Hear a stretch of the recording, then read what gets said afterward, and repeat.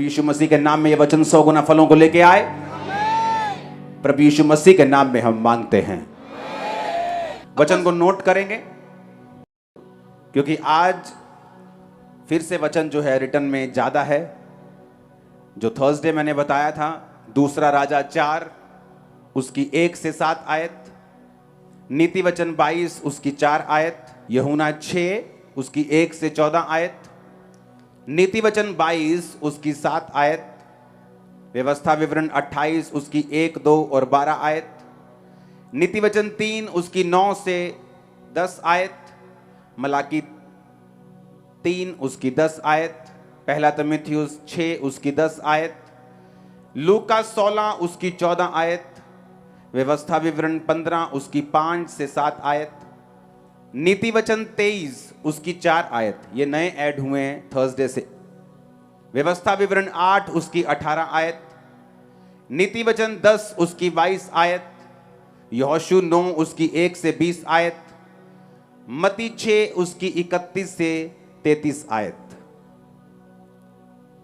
10 तक मैंने थर्सडे वाले बोले हैं, मैं 11 से रिपीट करता हूं। नीति वचन 23 उसकी 4 आयत, व्यवस्था विवरण 8 उसकी 18 आयत। नोट करते जाओ, कॉपी और पेन के बिना मत आओ, खासकर डिलीवरेंस वीक्स में। नीति वचन 10 उसकी 22 आयत, यहोशू 9 उसकी 1 से 20 आयत, मती 6 उसकी 31 से 33 आयत। मैं 1 से 10 भी रिपीट कर रहा हूं दोबारा, ताकि जो थर्सडे नहीं थे यहां वो भी इसको दोबारा लिख लें, पढ़ लें और समझ लें। दूसरा राजा 4 उसकी 1 से 7 आयत, नीति वचन 22 उसकी 4 आयत, यूहन्ना 6 उसकी 1 से 14 आयत, नीति वचन 22 उसकी 7 आयत, व्यवस्था विवरण 28 उसकी 1, 2 और 12 आयत, नीति वचन 3 उसकी 9 और 10 आयत, मलाकी 3 उसकी 10 आयत, पहला तीमुथियुस 6 उसकी 10 आयत, लूका 16 उसकी 14 आयत, व्यवस्था विवरण 15 उसकी 5 से 7 आयत। अपने हाथों को उठा लो, खुदावन से बात करो। आज जितना वचन मैं सुनूंगा खुदावन, मैं 100 गुना फलों को लेके आऊंगा। ऊंची आवाज में खुदावन से बात करो, वचन के लिए अपनी प्यास को परमेश्वर को जाहिर करो। खुदावन से बात करो, परमेश्वर आप वचन के लिए मैं तेरा प्यासा हूं, उस वचन के लिए खुदावन का थैंक्स करते हुए ऊंची आवाज में प्रार्थना करेंगे 5 मिनट, ऊंची आवाज में।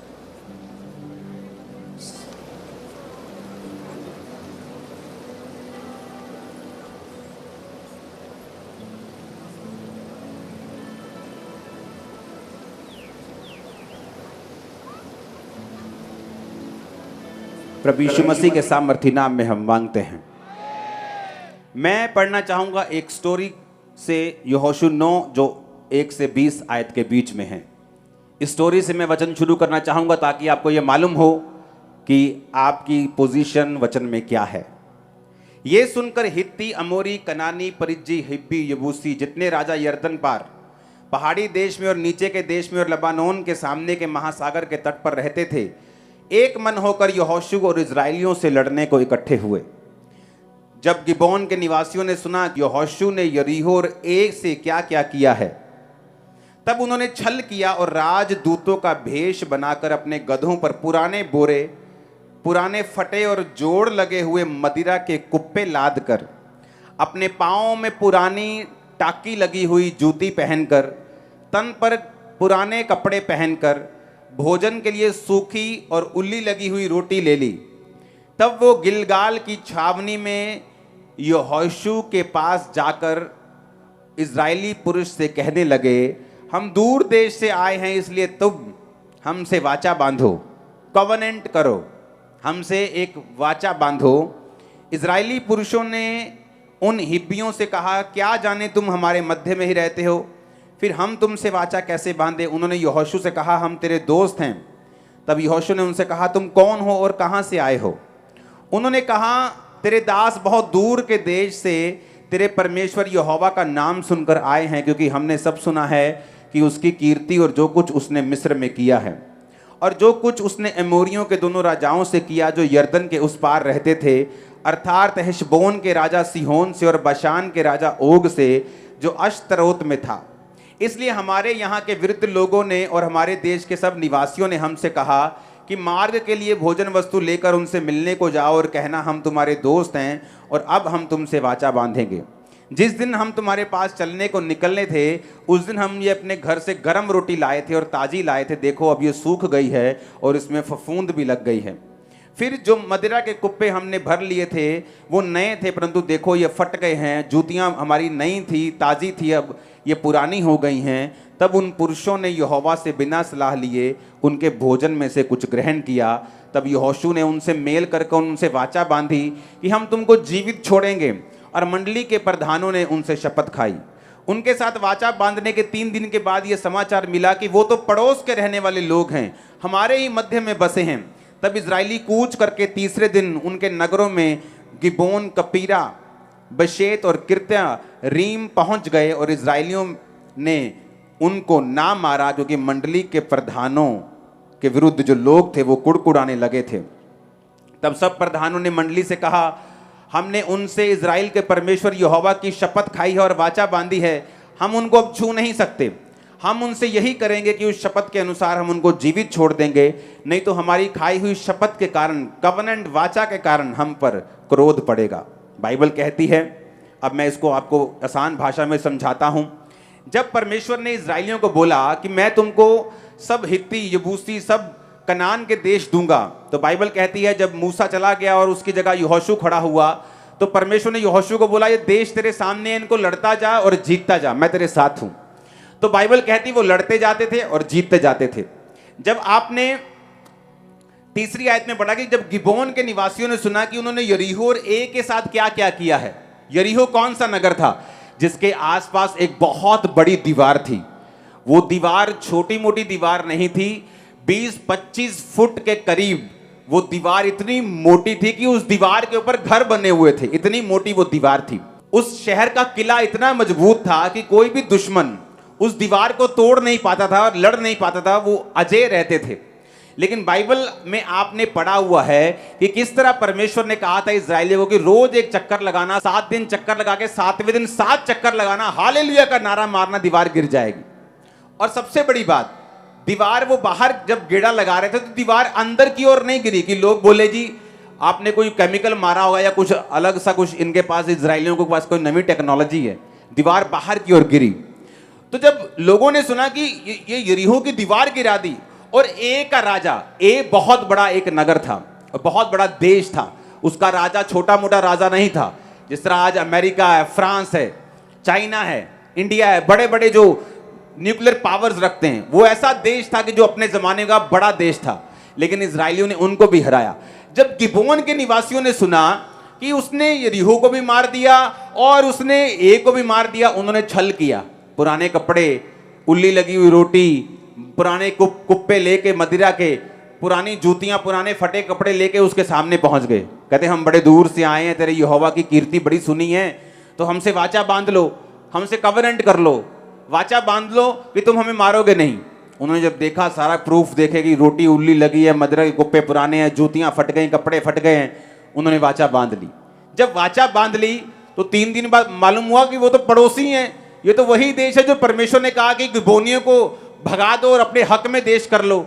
अब उनसे वाचा बांध ली तो सब सारे प्रधानों ने कहा इजरायलियों के कि हम तो वाचा बांध चुके हैं, अगर एक बार वाचा बांध ली परमेश्वर के नाम में और हमने अगर वाचा तोड़ी तो चाहे परमेश्वर ने कहा है कि कनान को अपने कब्जे में ले लो, तो भी हम पर क्रोध पड़ेगा। ये स्टोरी मैंने आपको क्यों बताई? क्योंकि वाचा का एक बड़ा महत्व है बाइबल में। वाचा का आज का इंग्लिश मतलब है एग्रीमेंट करना। आप कोई किराए पे जगह लेते हो, एग्रीमेंट होता है। आप कोई किराए पे मकान देते हो, एग्रीमेंट होता है। क्या एग्रीमेंट होता है? कि 11 महीने से पहले हम खाली नहीं करवाएंगे, 11 महीने आप टाइम पर मुझे किराया दोगे। उस एग्रीमेंट को तोड़ने वाला लॉ के अगेंस्ट जाएगा। लोग जॉब देते वक्त एग्रीमेंट करवाते हैं, साल का, 2 साल का, कि अगर बिना छोड़े, बिना बताए जॉब छोड़ी या किसी भी कारण से, तो तुम्हारे खिलाफ एक्शन होगा। जब एग्रीमेंट हो जाता है तो कोई भी उस एग्रीमेंट को तोड़ता नहीं, नहीं तो कानून उसके खिलाफ हो जाता है। इतनी बात समझ आई कि नहीं आई? अब चाहे परमेश्वर ने कहा था कनानी तुम्हारे देश होंगे, लेकिन तब भी ये उस एक देश पर कब्जा नहीं कर सके, उन्हें मार नहीं सके, भगा नहीं सके, क्योंकि उन्होंने उनके साथ वाचा को बांध लिया था। इतनी बात समझ आई कि नहीं आई? अब ये बात को आपको बड़े ध्यान से समझना है। बाइबल में कुछ ऐसी वाचाएं हैं, कुछ ऐसे एग्रीमेंट हुए हैं आपके परमेश्वर के संग। अब्राहम के संग हुए थे और परमेश्वर ने अब्राहम के साथ एक वाचा बांधी थी। वो वाचा थी तुम्हारे वंश तक चलेगी। अब तुम बोलोगे मैं तो अब्राहम के वंश से नहीं हूं। टेक्निकली जो कोई जीसस क्राइस्ट पर बिलीव करता है और यीशु मसीह को मानता है और उसने बपतिस्मा लेकर पवित्र आत्मा पाकर परमेश्वर को फॉलो किया है, पवित्रताई में चल रहा है, तो टेक्निकली वो अब्राहम की संतान है। अगर वो अब्राहम की संतान है तो बाइबल कहती है कि परमेश्वर की वाचा का वो अधिकारी है, यानी आपका और परमेश्वर का एक लीगल डॉक्यूमेंट है, एक एग्रीमेंट है जिसे परमेश्वर कभी भी तोड़ नहीं सकता। वो आपके बीच में हुआ है और परमेश्वर के बीच में हुआ है, और वो लीगल है, वो एग्रीमेंट हुआ है, वो डॉक्यूमेंट है जिस पे परमेश्वर ने भी साइन किए हैं और आपने भी साइन किए हैं। मेरी बात समझ आई कि नहीं? अब वो डॉक्यूमेंट है क्या? अगर आपको ये मालूम नहीं है कि आपके स्टाफ के साथ आपका एग्रीमेंट हुआ है, तो आपका स्टाफ आपको तंग कर सकता है। लेकिन जब उनको मालूम होता है मैं एग्रीमेंट के नीचे हूं, तो कोई आपको धमकी देने नहीं आता। आपका मकान मालिक आपको बोलने नहीं आता कल खाली कर दो, चलो खाली कर दो, पानी ज्यादा छोड़ दिया खाली कर दो। वो खाली नहीं करवा सकता अगर एग्रीमेंट हुआ है तो। अब मैं ये चाहता हूं आप इस बात को बड़े ध्यान से समझें कि वो एग्रीमेंट क्या था जो परमेश्वर ने आपके साथ किया है। हालेलुया। व्यवस्था विवरण 15 उसकी 5 से 7 आयत। परमेश्वर ने कहा इतना जरूरी है कि तू अपने परमेश्वर यहोवा की बात मन लगाकर सुने और सारी आज्ञाओं को जो मैं तुझे सुनाता हूं चौकसी करे, तब तेरा परमेश्वर यहोवा अपने वचन के अनुसार तुझे आशीष देगा। तू बहुत जातियों को उधार देगा, परंतु तुझे उधार लेना ना पड़ेगा। तू बहुत जातियों पर प्रभुता करेगा, परंतु वे तेरे ऊपर प्रभुता नहीं करेंगी। नीति वचन 10 उसकी 22 आयत। पहले इसको पढ़ने से पहले यह बात समझ लो। एक वाचा हुई अब्राहम के साथ। परमेश्वर ने कहा अब्राहम, जो तुझे कोसेंगे मैं उन्हें श्राप दूंगा, मैं तेरे वंश को समुद्र की बालू किनकों के समान कर दूंगा, रेत के समान कर दूंगा। तेरे वंश में राजा उत्पन्न होंगे। आज आप प्रकाशित वाक्य के अनुसार क्या हैं? राजा हैं और याजक हैं। अब सुनो ध्यान से, मैं आ रहा हूं पॉइंट के ऊपर, ध्यान से समझना। जब परमेश्वर ने एक वाचा बांध ली कि मैं तेरे साथ एक वाचा बांधता हूं, व्यवस्था विवरण 8 उसकी 18 आयत। तू अपने परमेश्वर यहोवा को याद रखना, क्योंकि वही है जो तुझे संपत्ति प्राप्त करने की सामर्थ्य देता है। कहीं धन लिखा है, कहीं संपत्ति लिखा है। नीति वचन 10:22। धन यहोवा की आशीष से ही मिलता है और वो उसके साथ दुख नहीं मिलाता। सबसे बड़ी मिसकंसेप्शन, सबसे बड़ा कंफ्यूजन जो कलीसिया में है वो ये है कि धन शैतानी है, पैसा शैतानी है। लेकिन बाइबल कहती है, पहला तीमुथियुस के वचन को पढ़ेंगे, रुपयों का लोभ सब प्रकार की बुराइयों की जड़ है। पैसा शैतानी नहीं है, पैसे का लोभ। क्योंकि अगर पैसे का लोभ होगा तुम चोरी भी कर लोगे, डाका भी मार लोगे, कब्जे भी कर लोगे, अगर पैसे का लोभ है तो। लेकिन अगर तुम परमेश्वर को याद रखोगे, उसने कहा अगर तू परमेश्वर यहोवा को याद रखे, वो तुझे ताकत देगा वेल्थ लेने की, संपत्ति लेने की, धन प्राप्त करने की, धन कमाने की। अब बड़े ध्यान से समझना। एक बार एक व्यक्ति क्रिश्चियन था। वो क्रिश्चियन था, चर्च जाता था, लेकिन उसने कहा कि मैं अपने टाइथ में, मैं अपने दशवांश में परमेश्वर के साथ वफादार नहीं था। कभी दे देना, कभी खर्चे आ गए नहीं दिया, कभी निकाल दिया, कभी उसी टाइथ की कभी किसी और को दे दिया, किसी हेल्प कर दी। ये टाइथ नहीं, टाइथ मतलब परमेश्वर के भवन में।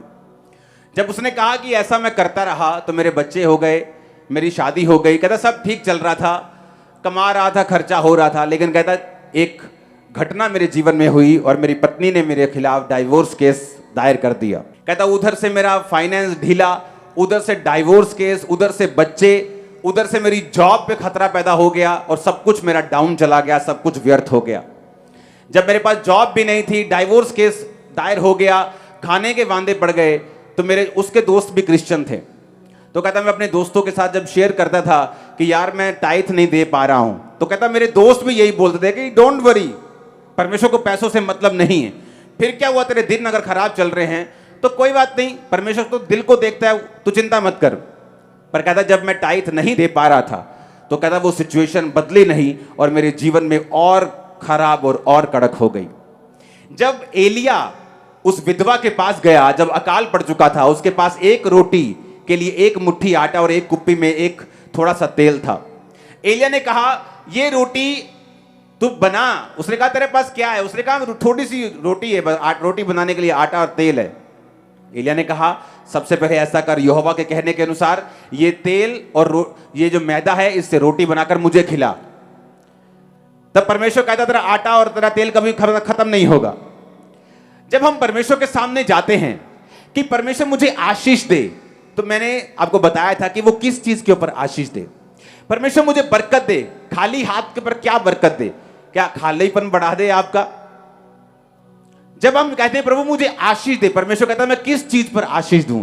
तो एलिया को ये जो लॉ था ये मालूम था कि परमेश्वर किस चीज को बढ़ाएगा, किस चीज के ऊपर आशीष देगा। तो उसने कहा था एक नबी जिसको कौवे खिला सकते हैं, एक नबी जो खुदा से बात करके बादल बांध सकता है, 3.5 साल बारिश बंद कर सकता है, वो अपनी रोटी का इंतजाम भी कर सकता है। गहरी स्टडी एलिया के ऊपर बताती है कि जब एलिया अकाल के दिनों में था और राजा की रसोई में सिर्फ खाना था, ढाबे बंद हो चुके थे और कौवे वहां से रोटी और मांस उसको ला के देते थे, और जब तक वो बस नहीं कहता था वो तब तक सप्लाई आती थी। और जब अकाल में लोग पतले हो रहे थे, एलिया मोटा हो रहा था। अब ध्यान से समझो, अब एलिया वही एलिया कह रहा है विधवा से, क्या बोल रहा है? ये रोटी मुझे खिला। अब देखने को वो लालची लग रहा होगा, बड़ा ही जिसे बोलते हैं कि नॉनसेंस फील आ रही होगी कि यार बड़ा इनसेंसिटिव बंदा है। वो कह रही मेरे पास रोटी एक रह गई है, हम इसे खाएंगे 1 दिन 2 दिन 3 दिन के बाद मर जाएंगे, और ये कह रहा है मुझे खिला। और बाइबल कहती कांपते हाथों से उसने रोटी बनाई और एलिया को खिलाई। जैसे एलिया ने रोटी खाई, उसने कहा अब से तेरा आटा और तेरा तेल कभी खत्म नहीं होगा। आप जानते उन्होंने नहीं खाया, उनके रिश्तेदारों ने भी खाया, उसमें से खत्म नहीं हुआ। क्यों? ये लॉ है, ये कानून है। परमेश्वर इमोशनल नहीं है।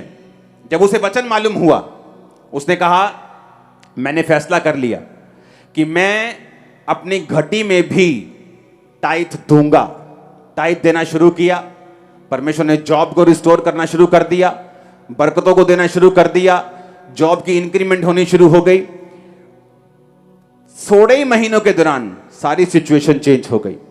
वो बंदा आज सुपर ब्लेस्ड है, इतने कमा रहा है कि बता नहीं सकता। आपको मालूम है क्यों नहीं बता सकता? है फॉरेन का है। थर्सडे ले हैंड हुआ, एक टेस्टिमनी आई एक सिस्टर की, उसकी फोटो दिखाना जरा सिस्टर की।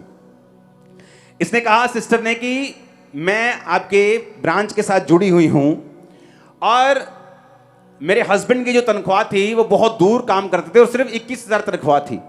जब आपने बीजों के बारे में बताया और मैंने प्रभु के साथ वफादारी के साथ बोना शुरू किया, तो परमेश्वर ने घर के नजदीक हमें एक जॉब दी और तनख्वाह को 38,000 रुपये कर दिया। ये इसकी टेस्टिमनी। आप देखना, इंटरनेट बहुत टेस्टिमनी है, आज इंटरनेट पे चढ़ा दूंगे, आप इसको पढ़ना ध्यान से, आप इसको सोचना।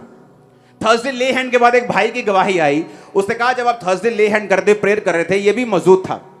उसने कहा मैं अपने घर में, इसने कहा ये इंडिया का ही है, ये अपने चर्च की टेस्टिमनी से। इसने कहा कि मैं 8 लाख रुपए लोन लेने वाला था अपने घर को बनाने के लिए। जब आपने थर्सडे ले हैंड किया और मैंने फैसला किया कि मैं लोन नहीं लूंगा, परमेश्वर ने एक व्यक्ति को खड़ा किया जिसने 8 लाख रुपए दिया और वो सारे हेल्पर्स परमेश्वर ने अरेंज किए, बिना लोन के इसका घर बनना शुरू हो चुका है। सुनो ध्यान से, परमेश्वर ने क्या कहा आज, और जो थर्सडे ले हैंड हुआ है, परमेश्वर ने, मैं आपको थर्सडे बताना भूल गया, मैंने रोज की रोटी में बताया। परमेश्वर ने मुझसे कहा था कि जो लोग ले हैंड में हैं, जो लोग प्रेयर में हैं और अटेंड कर रहे हैं, ब्रांच में हैं, यहां हैं, मैं आपको बता रहा हूं, परमेश्वर ने कहा था कि मैं सुपरनेचुरली डिवाइन वे से, ईश्वरीय रास्ते से तुम्हारे जो कर्जे हैं उन्हें कैंसिल कर दूंगा। आपको मैसेज है, कर्जा कैंसिल हो चुका है। किसी का 25% कैंसिल हो चुका है, किसी का 80% कैंसिल, किसी का 50%, किसी का 40%, किसी का 95%, किसी का 100%। आप देखोगे, आप उस नंबर में मुझे टेस्टिमनी भेजोगे कि जिसको कर्जा था मेरे ऊपर वो कैंसिल हो चुका है, वो आधा हो चुका है, वो 80% रह गया, वो 20% रह गया। आप देखना परमेश्वर आपकी लाइफ में कैसे काम करता है। आमीन। मैं आपको ये क्यों बता रहा हूं, क्योंकि एक वाचा है जो परमेश्वर ने हमारे साथ बांधी है। वो वाचा क्या है? मलाकी 3 उसकी 10 आयत में लिखा है, परमेश्वर ने कहा सारे दशमांश भंडार में लेके आओ कि मेरे भवन में भोजन वस्तु रहे, और सेनाओं का यहोवा कहता है मुझे परखो। एक मात्र वचन है बाइबल का जहां परमेश्वर कहता है मुझे परख, मुझे टेस्ट करके देखो कि मैं तुम्हारे ऊपर अपरंपार आशीष की वर्षा करता हूं कि नहीं, और आकाश के झरोखे खोलकर तुम्हारे लिए आशीषों की बारिश करता हूं कि नहीं करता। झरोखे का मतलब है, अगर आप इसे इंग्लिश में पढ़ते हैं तो विंडोज। विंडोज का मतलब है इब्रानी भाषा में sluice gate, dam gate. Dam के पीछे पानी होता है। जैसे पंजाब में जब बाढ़ आई थी तो बार बार मैसेज आते थे कि बांध का पानी छोड़ने लगे हैं, बांध का पानी अभी छोड़ देंगे, बाढ़ आ जाएगी। तो बांध के पीछे तो पानी है, लेकिन जब विंडोज नहीं खुलेंगी, स्लूस गेट नहीं खुलेगा, तो पानी आगे नहीं जाएगा। परमेश्वर ने कहा मेरे पास तो बहुत पैसा है, लेकिन जब तुम टाइथ नहीं दोगे मैं वो ब्रेक लगा के रखूंगा, स्लूस गेट बंद रखूंगा। जैसे ही तुम टाइथ दोगे मैं वो स्लूस गेट खोल दूंगा, डैम गेट खोल दूंगा, और तुम्हें बरकतों के तरह वो पैसा जो है तुम्हारी लाइफ में जाएगा। अब मेरी बात ध्यान से समझो, इसमें भी एक चीज समझने वाली है। जो लोग सिर्फ ये सोच के बो रहे हैं कि मुझे बरकत मिलेगी, मैं बीज बोता हूं, मेरा घर बन जाए मैं बीज बोता हूं, यह भी गलत रीति से बीज बोना है। क्योंकि जीसस ने क्या कहा? जीसस ने कहा, मत्ती के वचन को पढ़ेंगे 6 उसकी 31 से 33 आयत, तुम चिंता ना करना क्या खाएंगे, क्या पिएंगे, क्या पहनेंगे, क्योंकि अन्य जातियां इन्हीं वस्तुओं की खोज में रहती हैं, परंतु तुम्हारा स्वर्गीय पिता जानता है कि तुम्हें इन वस्तुओं की जरूरत है। इसलिए पहले तुम परमेश्वर के राज्य और उसके धर्म की खोज करो, ये वस्तुएं भी तुम्हें मिल जाएंगी। परमेश्वर ने कहा जब तुम टाइथ दो, सदूकी और फरीसी सौंफ और जीरे का टाइथ लेके आए, जिनको लगता है कि टाइथ नए नियम के अनुसार नहीं है।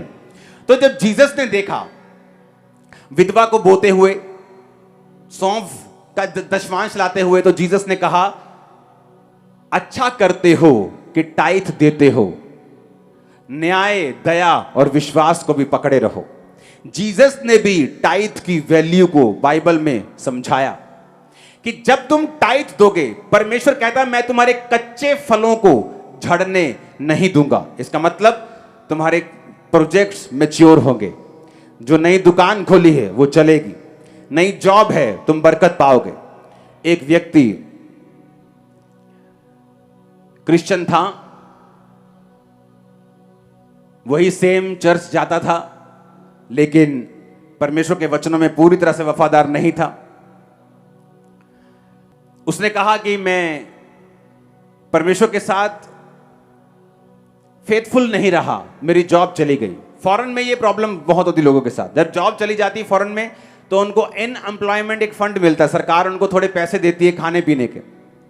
तो उसने कहा कि मैं जब, कहता मैं सड़क पे खड़ा होके, अब की टेस्टिमनी है ये, कहता सड़क पे खड़ा होके प्रभु से क्वेश्चन करता था। कहता मैं क्रिश्चियन था, कहता मेरी जॉब चली गई, मेरे बच्चे भूखे रहने लगे, हम वो खाना लाने लगे जो बहुत ही सस्ता है, वो चीजें खाने लगे, मैगी खा ली, ऐसी चीजें खा ली।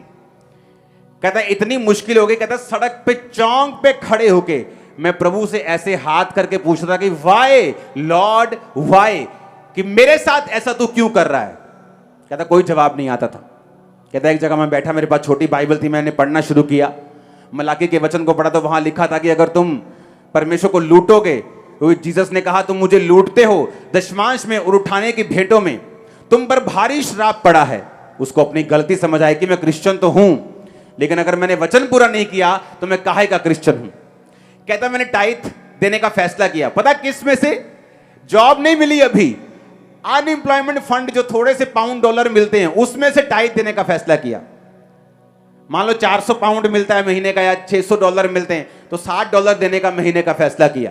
कहता 1 महीना, 2 महीने, 3, 4, 5 लगातार मैं टाइथ देता गया। कहता फिर भी कुछ नहीं हुआ। कहता एक दिन मेरे को गुस्सा आ गया अपनी लाइफ की सिचुएशन देख के कि क्रिश्चियन हूं, वचन पूरा कर रहा हूं, अब तो टाइथ भी दे रहा हूं। कहता मैंने वचन बंद कर दिया, फिर मैंने टाइथ देना कहता बंद कर दिया। जब उसने फिर टाइथ देना बंद कर दिया तो चीजें फिर नहीं सुधरी, तो परमेश्वर उसको फिर वचन के बीच में लेके गया। अब क्रिश्चियन था तो बाइबल से दूर तो जा नहीं सकता था, तो परमेश्वर ने उसे बाइबल का लॉ समझाया कि बाइबल में जब एलिया ने उस विधवा को कहा कि वो थोड़ी सी रोटी मुझे दे, तो क्यों परमेश्वर ने ऐसा कहा? जब अलीशा ने कहा, जब एक औरत के ऊपर कर्जा था, कि तेरे घर में क्या है, उसने कहा थोड़ा सा तेल है, उसने कहा बहुत से बर्तन लाकर उस तेल को उंडेल देना। तो परमेश्वर ने उसे समझाया कि चाहे तेरे पास थोड़ा है टाइथ, लेकिन अगर तू नहीं बोएगा तो ये मेरा लॉ है कि अगर तू बोएगा नहीं, तू काटेगा नहीं, तू जितना मर्जी बड़ा प्रेयर वॉरियर है, तू जितना मर्जी बड़ा क्रिश्चियन है, जितनी मर्जी अच्छी प्रेयर आती है, टंग्स आती, गैर भाषा आती, लेकिन तू बरकत नहीं पा सकता। मुझे अपनी याद आ गई है टेस्टिमनी सुन के, क्योंकि मैं भी ऐसे ही करता था। टाइथ के मामले में नहीं, लेकिन हीलिंग के मामले में प्रेयर करी जानी, फास्टिंग करी जानी, जब नहीं हील होना 2 साल 1.5 साल, फिर नाराज हो जाना प्रभु से, प्रार्थना करनी बंद कर देनी 2 दिन 3 दिन, फिर समझ आने की नहीं, शैतान और घेर लेगा और बुरी हालत हो जाएगी, अटैक होने शुरू हो जाने शैतान के, फिर वापस प्रेयर में आ जाना। तब मुझे समझ आ गई कि मुझे ऊंट फिर पहाड़ के नीचे आएगा, तो चुप करके लगे रहो, जब परमेश्वर ने हील करना वो कर देगा। कहते जब मैंने फिर फैसला किया कि मैं अब टाइथ दूंगा, मैं आपको बताता हूं रिजल्ट का बात है। आप जानते बहुत से पास्टर्स जो हैं हीलिंग मिनिस्ट्री को कंटिन्यू नहीं कर पाते। क्यों? जब उन्हें लगता है कि पवित्र टाइम में, अच्छा ये पवित्र टाइम में चलता है, मैं भी चलूंगा, अच्छा रोजे रखता है, अच्छा 6 घंटे प्रे करता है, मैं भी करूंगा। जब वो लगातार करते हैं उन्हें रिजल्ट नहीं मिलता, डिस्करेज हो जाते, फिर वही पुराने कामों में चले जाते। उनको ये नहीं मालूम कि तुम्हें डेड होकर, क्या होकर? डेड होकर, यानी एक चीज के लिए अपने आप को मरा हुआ समझो। इस तरह से प्रेयर करोगे तुम मरे हुए हो, इस तरह से अब चलोगे तुम डेड हो ना हो, तुम्हें ये वचन पे चलना है, ज्यादा सेंस यूज नहीं करनी। उसने कहा मैंने अब ऐसे करना शुरू किया। आज उस व्यक्ति की इनकम 6 फिगर्स में है, यानी 1 साल का वो करोड़ों में कमाता है। उसने पता क्या कहा? उसने कहा जैसे ही मैंने वो टाइथ देना शुरू किया और अपने आप को डेड समझा, कहता सारी चीजें, सारी जॉब्स, कहता 18 महीने में मेरी 2 बार प्रमोशन हुई। ये वो प्रमोशन नहीं जो आम सी लोगों की छोटी मोटी हो जाती, बड़ी कंपनी में प्रमोशन होना वो तो 10 साल बाद होती, 15 साल बाद होती। कहता 18 महीने में मेरी 2 बार प्रमोशन हुई। आज मैं 6 फिगर्स में कमाई करता हूं। हालेलुया। ये सारी टेस्टिमनी अब की है जो मैं आपको दे रहा हूं, जिन्होंने परमेश्वर के ऊपर विश्वास किया, परमेश्वर को समझा, किस तरह से परमेश्वर अपनी वाचा को पूरा करता है। एक लड़की थी, उसे परमेश्वर की आत्मा ने गाइड किया कि तू डॉक्टर लाइन में जाएगी, नर्स लाइन में जाएगी, और वो चली गई। जब वो गई तो उस सेम क्रिश्चियन थी, लेकिन टाइथ वो भी पे नहीं करती थी। और जब उसने अपनी जॉब को कंप्लीट किया, उसके बाद उसे एक जॉब मिल गई, उसे पढ़ाई कंप्लीट करने के बाद, तो उसने कहा मेरे जो जॉब थी वो मेरे घर से बहुत दूर मुझे जाना पड़ता था, और तेल खर्चा करने के बाद, सारे एक्सपेंस करने के बाद मेरी कमाई इतनी कम थी।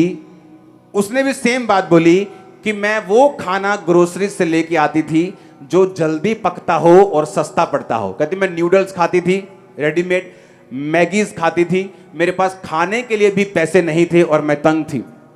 सेम वही बात उसको परमेश्वर के वचन का मालूम हुआ कि अगर हम परमेश्वर के वाचा को तोड़ेंगे तो हम कभी भी बरकत नहीं पा सकते। कितनी सुंदर बात है जो उसने कही। उसने कहा 90% अपनी कमाई का 10वां हिस्सा देके जो 90% है उसके साथ खुदा को रखना, ये बेटर है 100% बिना खुदा के। उसने कहा हुआ क्या? जब मैंने टाइथ देना शुरू किया, मुझे एक कॉल आई कि आपको आपके घर के पास ही एक जॉब ऑफर हुई है।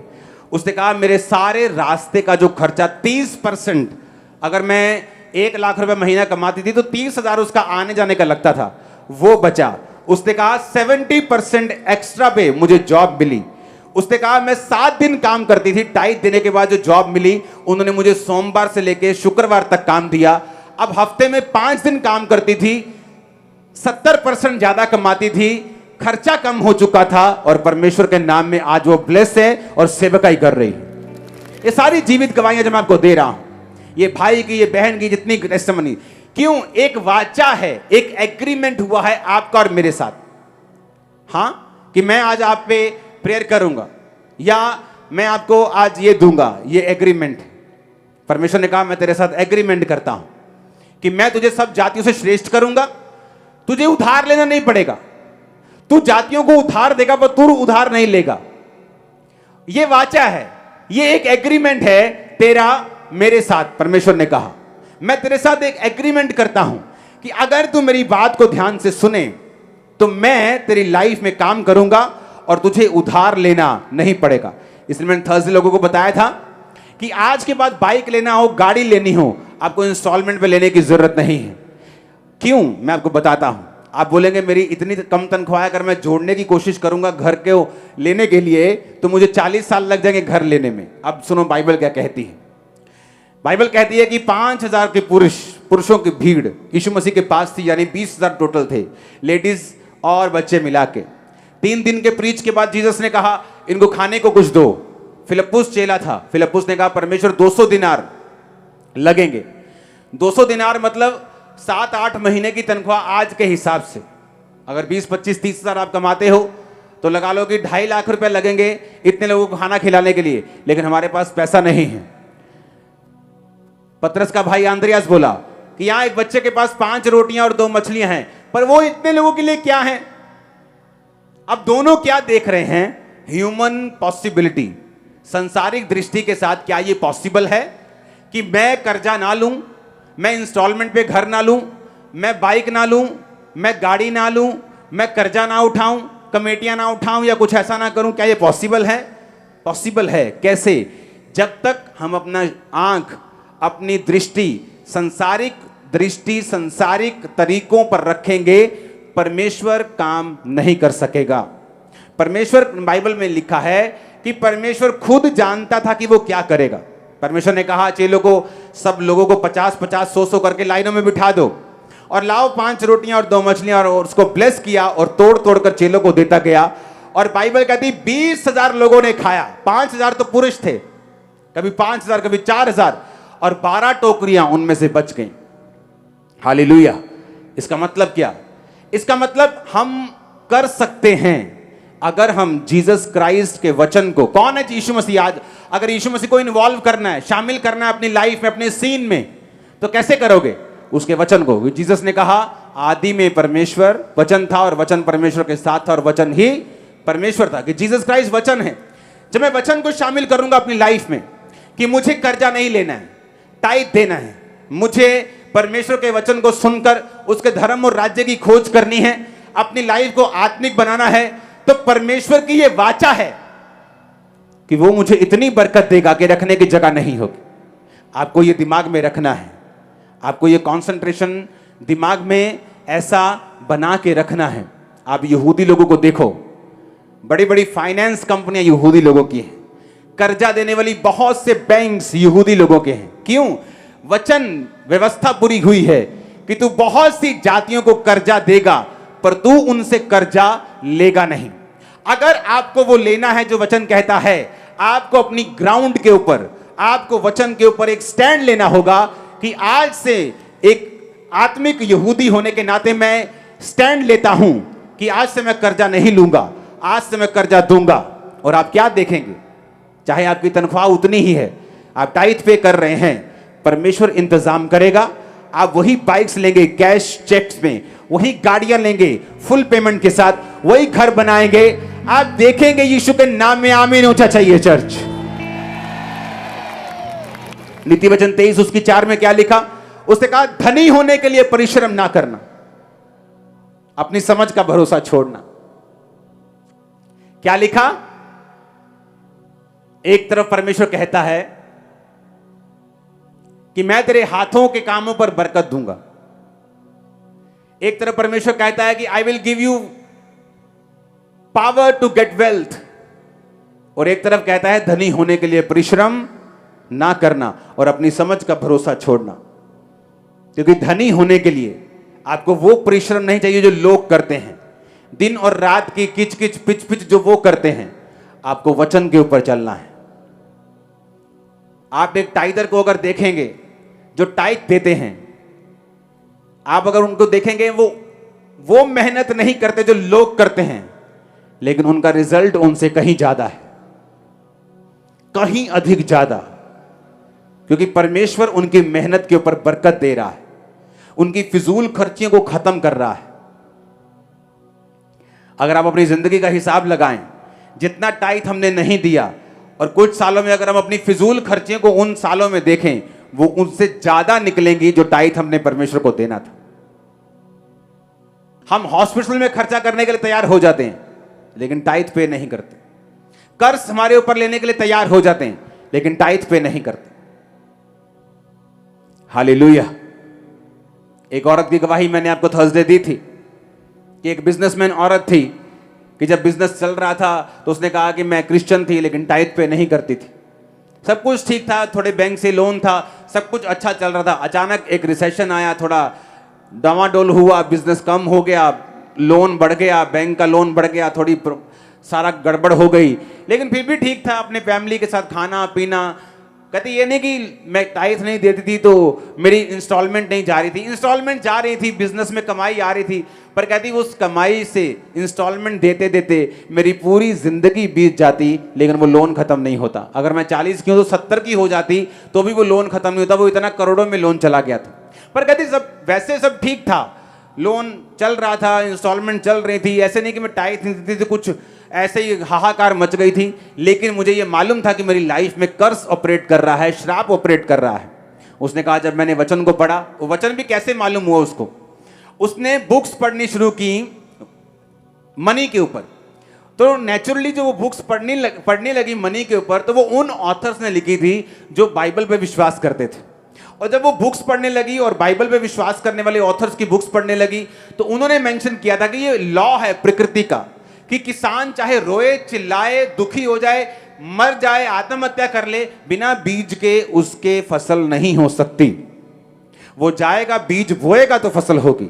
बहुत से प्रेयर वॉरियर अब टूटे हुए क्यों होते फाइनेंशियली? उन्हें लगता है हम बहुत प्रेयर करते हैं, 8 घंटे प्रेयर करते हैं। कुछ पास्टर्स भी 6-6 घंटे प्रेयर करके फाइनेंशियली बरकत नहीं पाते। क्यों? क्योंकि प्रेयर करना आपकी बरकत फाइनेंशियली का कारण नहीं बन सकता, क्योंकि प्रेयर करना एक अलग मसला है, बीज बोना एक अलग मसला है। मेरी बात को ध्यान से समझना, ये एक लॉ है। अगर आप लॉ को तोड़ेंगे, आप इमोशनली बोल सकते हैं खुदा पैसा नहीं देखता, लेकिन एक्चुअल में ऐसा नहीं है। बाइबल कहती है उसने विधवा को 2 दमड़ियां डालते हुए देखा और बोला वो अमीर जो अपने 5 लाख की इनकम से 500 बो के गया है वो श्रापित है, लेकिन वो विधवा जो अपनी सारी कमाई में से चाहे वो 50 पैसे ही हैं, छोड़ो यार तुम। आज एक बंदा यहां चर्च में बैठा है जिसकी जेब में 10 रुपए है, वो 10 ही डाल के जा रहा है। और एक बंदा जो लाख रुपए है उसकी जेब में, वो 500 डाल के जा रहा है। वो 500 वाला ब्लेस नहीं, मैं आपको बता रहा हूं, सच कह रहा हूं। चाहे उसकी ऑफरिंग उससे 50 गुना ज्यादा है, परमेश्वर ऑफरिंग नहीं देख रहा, तुम्हारे पास क्या है और तुम कितना दे रहे हो, उस हिसाब से परमेश्वर देख। ये लॉ है, आप तोड़ेंगे आपकी मर्जी है। इसहाक आया, इसहाक कहता मेरे बेटे मैं तुझसे प्यार करता हूं एसाव, याकूब से ज्यादा, मैं तुझे कुछ देना चाहता हूं, आशीर्वाद। ऐसा कर जा और मेरे मन पसंद का शिकार करके मीट मुझे खिला, तुझे आशीर्वाद दूं। जब हम ये सीन देखते हैं हमें लगता है कोई भूखड़ बंदा जिसने रोटी ना देखी हो वो कह रहा है। ऐसे लगता है ना कई बार कि एक भूखा बंदा मिला, बोल रहा है भाई साहब कुछ खिला दो, हैं रब तनु बरकत दूंगा। कि भूखा बंदा है। जिस इसहाक की मैं बात कर रहा हूं उसकी वेल्थ इतनी थी कि राजा लोग उससे जेलसी करते थे।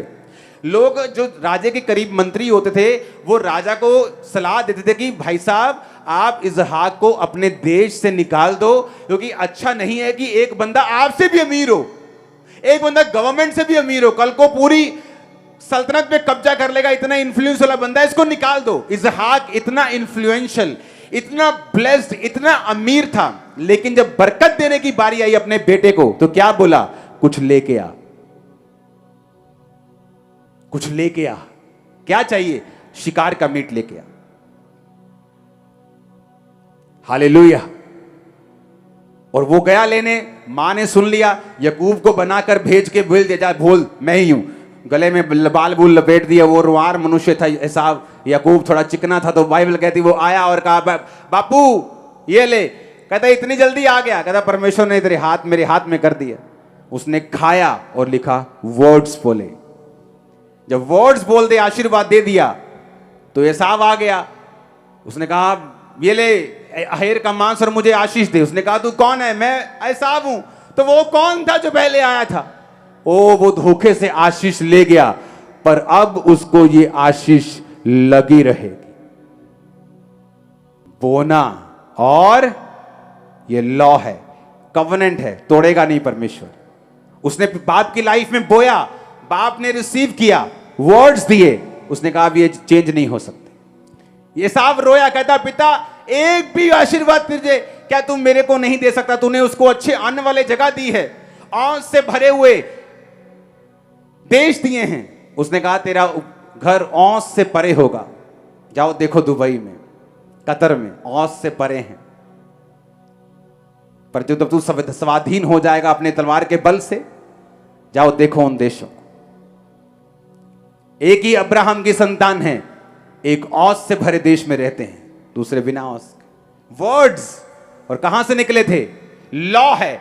आप नहीं बोएंगे, आप अच्छे हैं, आप भले हैं, आप बेस्ट हैं, खुदा काम नहीं करेगा। आप सेवा करते हैं दिन रात, मैंने कहा आपने ब्लड दे दिया अपना, लेकिन अगर आपको फाइनेंशियल बरकत चाहिए, आपको लॉ फॉलो करना पड़ेगा। ये वाचा के नीचे है। परमेश्वर अपनी वाचा को तोड़ेगा नहीं, वो अपनी वाचा को खराब नहीं होने देगा, वो अपनी वाचा से पीछे नहीं हटेगा। हालेलुया। वो अपनी वाचा जो परमेश्वर ने एक बार बोल दिया है ना, परमेश्वर उससे पीछे नहीं हटेगा। लेकिन उस वाचा का एक एग्रीमेंट जो है, उसके टर्म्स एंड कंडीशंस हैं। हालेलुया। एलिया देख लो, अलीशा देख लो, इजहाक देख लो, अब्राहम। बाइबल कहते जब मलकीसेदेक के याजक को मिला, कौन था मलकीसेदेक? ना जिसका बाप ना मां ना वंशावली। कौन था वो? Jesus Christ. व्यवस्था बाद में आई टाइथ देने की, वो टाइथ पहले से देता था। टाइथ व्यवस्था के पहले भी था, व्यवस्था में भी था, व्यवस्था के बाद जीसस क्राइस्ट के जमाने के बाद भी है। हालेलुया। कितने इन बातों को समझ रहे हैं? उसने कहा जब तू ये रूल फॉलो करेगा, मैं ये मेक श्योर करूंगा कि तू कर्जा नहीं लेगा। मैं मेक श्योर करूंगा कि तेरे पास इतनी आशीष होगी कि रखने की जगह नहीं होगी। मैं ये मेक श्योर करूंगा जो एग्रीमेंट मेरा तेरे साथ हुआ है, मैं उसे पूरा करूंगा, कि मैं उसे तोड़ता नहीं हूं, मैं अपनी वाचा से हटता नहीं हूं। Hallelujah, hallelujah. उस औरत ने बोना शुरू किया, वचन पढ़ा, और वचन भी कहां से मिला? बुक्स से, बाइबल से नहीं पढ़ा। बुक्स पढ़नी शुरू की कि मैं बिजनेस वुमेन हूं, मेरा बिजनेस अच्छा नहीं चल रहा, करोड़ों का कर्जा हो चुका है, तो let me learn something from books. Books पढ़नी शुरू की, तो वो क्रिश्चियन ऑथर्स की थी, उन्होंने टाइथ मेंशन किया। कहती जब मैंने टाइथ देना स्टार्ट किया, कहती आप यकीन नहीं करोगे, वो लोग जो मुझे यकीन भी नहीं था मुझे फोन करने लगे। जो कस्टमर्स मेरे जा चुके थे मुझे ऑर्डर देने लगे। ऑर्डर इतने बढ़ने लगे, हमें अपना काम बढ़ाना पड़ा। कहती दिनों के अंदर जो कर्जा मेरे 30-40 साल की उम्र में नहीं बीतता, वो कर्जा कभी खत्म हो गया।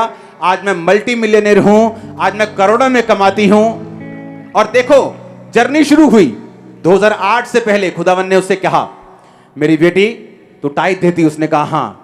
खुदा ने कहा तू टाइथ नहीं देगी, इसको डबल करेगी। उसने कहा मुझे समझ नहीं आएगा, क्योंकि मेरा टाइथ ही लाखों में होता है, एक तरह से करोड़ों में होता है साल का, तो मुझे लगा डबल, उसे झटका लगा कि डबल क्यों करना है।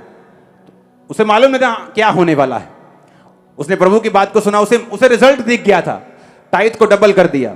2008 का रिसेशन आया। आपको मालूम होगा जितने बिजनेसमैन लोग हैं, जब अमेरिका में एक मंदी आई थी, पूरी दुनिया में एक मंदी आई थी। इंडिया में वो मंदी इतनी नहीं चली थी, लेकिन पूरी दुनिया में इतनी मंदी थी कहती मेरे आसपास के सारे बिजनेस फिनिश हो गए, जीरो पे चले गए। कहती मैं एक ऐसी औरत थी, बिजनेस वुमेन थी, जिसका बिजनेस उस मंदी में भी फलवंत हुआ और 1 रुपए का लोन हमने नहीं उठाया, लोन फ्री, ब्लेस्ड, करोड़ों में मल्टी मिलियनर वुमेन है, आज भी जिंदा है। हालेलुया। परमेश्वर साबित करना चाहता है अपने वचन को, वो प्रूफ करना चाहता है कि जो वचन वो आपसे कहता है वो पूरा है, पक्का है और वो आपकी लाइफ में पूरा होगा। हालेलुया। इमेजिन करो, एक बंदा जो दूर जॉब करता था, उसे वही जॉब अपने घर के करीब मिली। चर्च में भी ऐसी टेस्टिमनीज आ रही हैं और जॉब सीधी डबल, तनख्वाह सीधी डबल। इस तरह से परमेश्वर आपके रास्तों को खोलता है। मैंने लोगों को टाइट देते हुए देखा है, उनकी सिचुएशन बदली नहीं। एक समय आया, एक बच्चा फॉरेन चला गया, पढ़ने चला गया, सारी सिचुएशन चेंज हो गई। आप जल्दी चेंज होने वाले हैं। मैं आपका आमीन ऊंचा सुनना चाहता हूं। मैंने कहा मैं आपका आमीन ऊंचा सुनना चाहता हूं। Hallelujah, hallelujah. आप जानते हैं कर्जा लेना श्राप के नीचे है। मैं आपको सच कह रहा हूं, यह चर्च लोन फ्री है। इतने प्रोजेक्ट चलाने के बावजूद चर्च में अभी 50,000 चेयर्स ऐड होनी हैं। 10,000 का ऑर्डर, क्योंकि वो चेक कर रहे थे कि वो कौन सी चेयर हमने लेनी है। जो 315 वाली थी वो और लेस हो गई, 290 में चली गई। लेकिन एक कंपनी वाली चेयर थी जो हमें ज़्यादा पसंद थी, लेकिन उसका रेट ज़्यादा था, लेकिन अब वो रेट काफ़ी क्लोज चला गया 360-50 के। तो अभी वो 36 लाख रुपए की 10,000 चेयर्स अगले हफ्ते आपके बीच में पहुंच जाएंगी। पहले लॉट की जो है वो एंट्री हो जाएगी।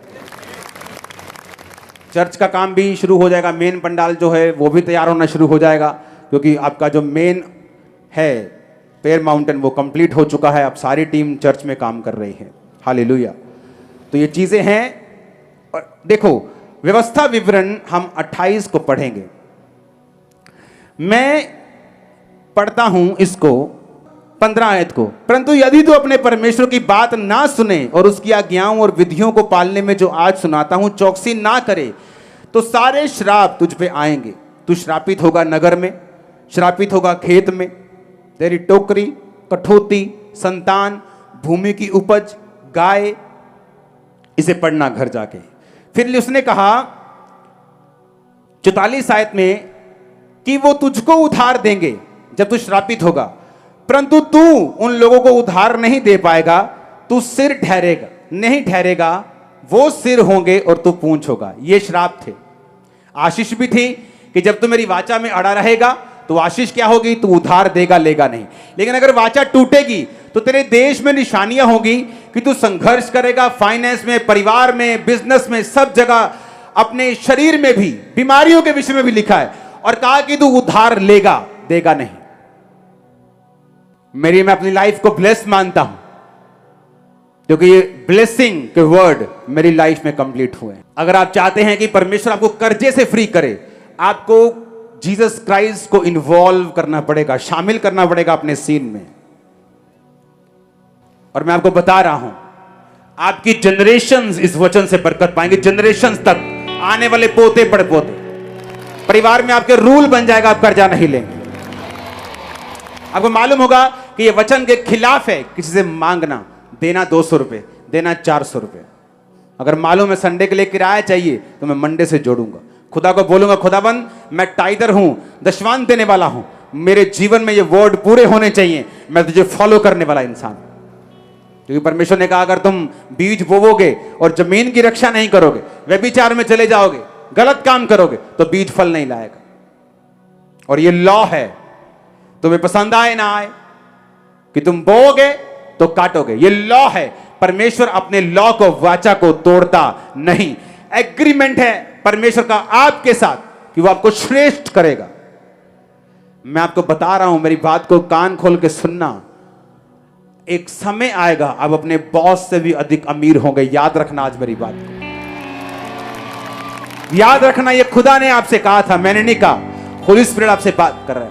होली स्पिरिट आपसे बात कर रहा है। तुम अपने बॉस से भी अधिक अमीर होंगे फ्यूचर में। आप मेरी बात समझ रहे कि नहीं? आज से ऐसे क्रिश्चियन बनना, वचन पे खड़े रहना। खुदावंद आपको बरकत दे, आपकी हदों को बढ़ाए। अपनी हाथों को उठाओ, आंखों को बंद करो, घुटनों के बाहर आ जाओ। वो इस वचन को पूरा होने में आपकी लाइफ में ग्रेस को दे। आप इस पे चलें और सोगुना फलों को लेके आए। अंधकार की शक्तियां चुराने ना पाए। आमीन हो चाहिए, बरकत आपकी है। मैंने कहा आमीन हो चाहिए, बरकत आपकी है। हमारे YouTube चैनल को सब्सक्राइब करें ताकि आप परमेश्वर के गहरे भेदों को जान सकें कि कैसे आप परमेश्वर में बढ़ सकते हैं, कैसे आप दुष्ट आत्माओं से, नशों से, बीमारियों से और वंशों के श्रापों से आजाद हो सकते हैं।